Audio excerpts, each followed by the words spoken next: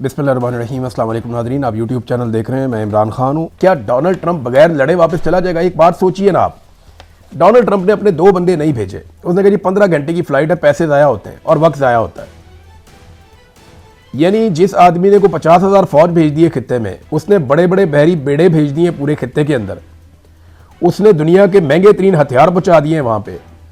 रोज़ाना की बुनियाद पर दर्जनों फ्लाइटें चल रही हैं, रोज़ाना की बुनियादों पर हथियार नस्ब किए जा रहे हैं।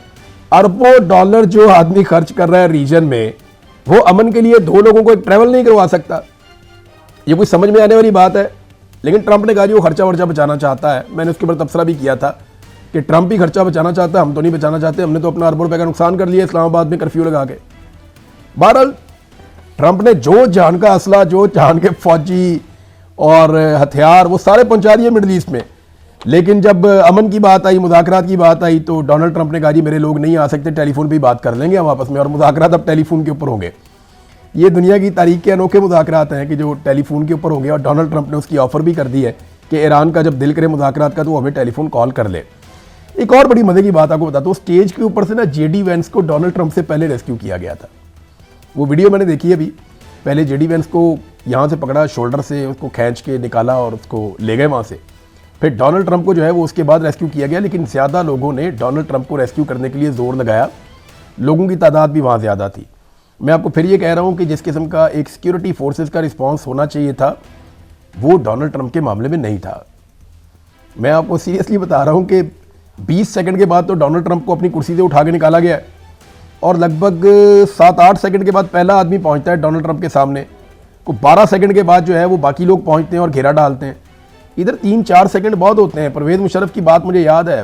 परवेज़ मुशर्रफ ने बड़ा माइंड किया था जब श्रीलंकन टीम के ऊपर अटैक हुआ था, तो परवेज़ मुशर्रफ ने कहा था कि 3 सेकंड का रिस्पांस टाइम होता है कि आप 3 सेकंड के अंदर अंदर वापस हिट बैक कर देते हैं जिसको आपने मारना हो।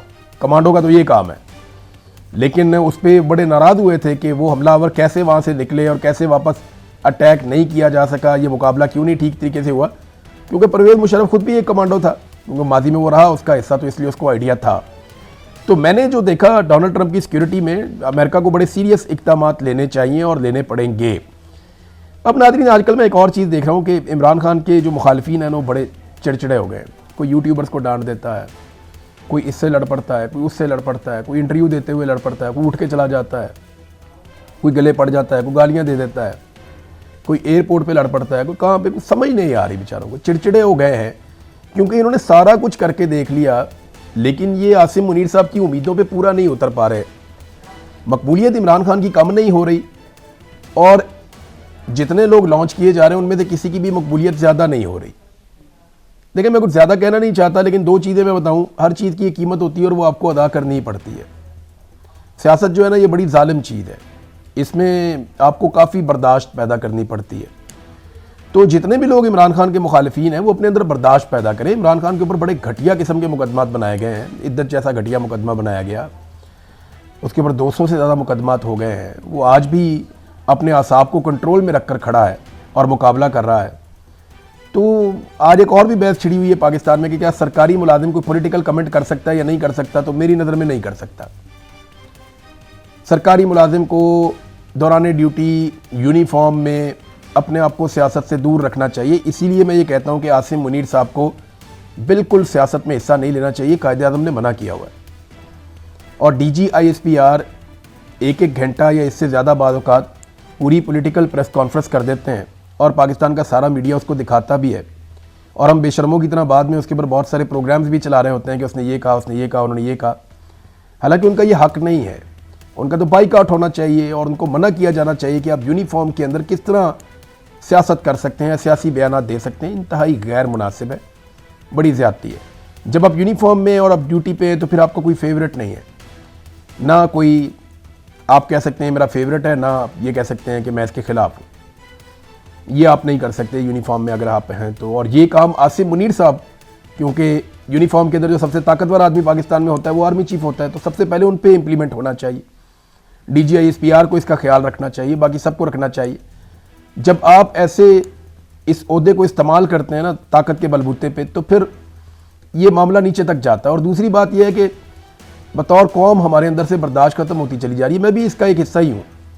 लेकिन अगर आप अवामी नुमाइंदे हैं तो फिर आपको बहुत बर्दाश्त पैदा करनी पड़ेगी पाकिस्तान जैसी सोसाइटी में, क्योंकि सोसाइटी पोलराइज बहुत ज़्यादा हो गई। यहाँ पे हालात बहुत ख़राब हैं। ऐसे लोगों को बुलाकर प्रोटोकॉल दिया जाता है पाकिस्तान में जो लोग गालम गलोच में मशहूर हैं, यानी उनके आगे पीछे पुलिस की गाड़ियाँ लगा दी जाती हैं, जो गंदी गालियाँ देने में मकबूल हैं, बहुत मशहूर हैं। और शरीफ ख़ानदान उन्हें अपने साथ उठाता बैठाता खिलाता पिलाता है और उनको फॉलो करता है, उनको प्रोटोकॉल देता है।